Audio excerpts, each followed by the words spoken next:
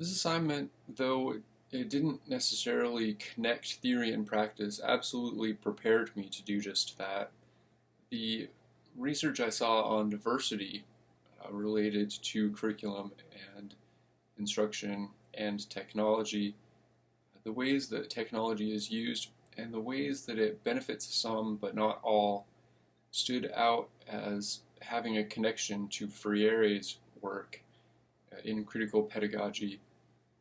And that allowed me to frame the argument that technology cannot be seen as something that builds interest in or even enhances the curriculum, but teachers need to think about technology, particularly elements used in their classrooms, as part of the curriculum itself in order to make sure every student has appropriate skills to use that effectively.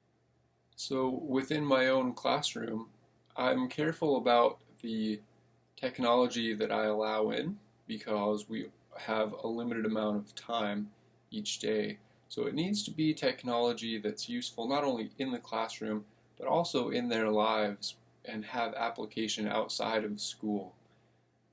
I also thought about making sure students have ample time to get to know that technology and to think about other uses of it and to be able to talk to me about the technology that they use at home or elsewhere that might be useful in the classroom, and to at times share with each other how to use that technology.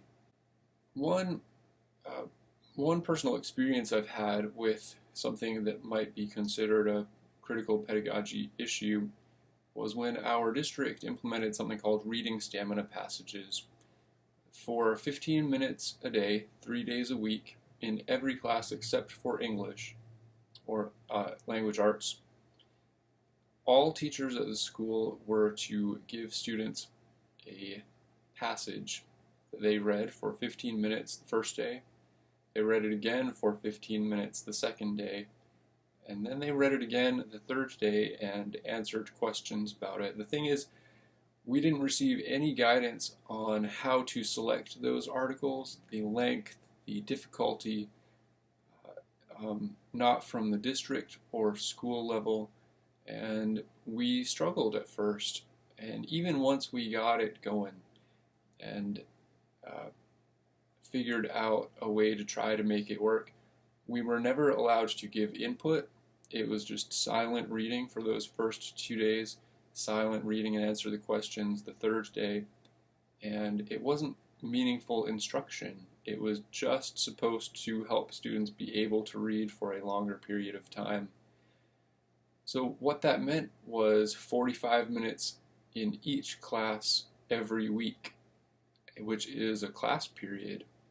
And so students really lost an entire day of school each week devoted to these reading stamina passages that, as the data turned out to show, were not effective in building skills or increasing their stamina for reading. It wasn't until that summer that the district started to get scores back from schools and saw a drop in math and science and writing that they thought about whether to double down on it the following year or to pull the plug. And ultimately, at the last minute, the superintendent pulled the plug on that program. But the damage had been done. Were I to be in that situation now, I would have been able to build an argument grounded in theory and research, and rally the troops at our school to see what their data looked like, if mine was perhaps anomalous, and if there was a consensus that these were ineffective practices, we would have been able to mobilize and take that issue to the district level leadership in order to prevent that catastrophe from occurring. Late in the paper, I explained that I think of myself as a curriculum or as a critical pedagogue, and I'm no longer so sure that that's true. Later in the course, I really latched on to Sleeter and Stillman's work on weakening classifications and frames. And I think that's important for teachers to be able to do, even as we get top-down legislation for what to add into our curriculum, and it's never replacing, it's always adding. I think it's important to be able to weaken classifications and frames so that we're not inundated and overwhelmed and so overpacking the curriculum that we push out the students themselves. So there are times when educators absolutely need to be able to use the skills of a critical pedagogue. For instance, I think the Individuals with Disabilities Education Act itself could be thought of as critical pedagogy by working to ensure free, appropriate public education for all students, whereas prior to that legislation, that was not the case. Those students didn't have access to FAPE. But I think that at the classroom level, even despite tough situations and tough systems sometimes, I think that Sleeter and Stillman's work regarding weakening classifications and frames is the way to go. And I'm not sure that that really fits into the critical pedagogy paradigm, though at times it's absolutely necessary for teachers to be able to think and act as critical pedagogues. One of the fun things about this assignment is that we moved back and forth from the Google Street View, the classroom view, right up to a bird's eye view at the national and sometimes even global level.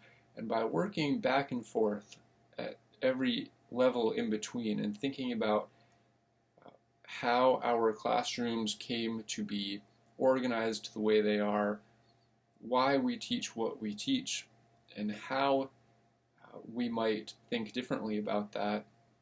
This is one of the first courses that opened my eyes to maybe doing that with other courses.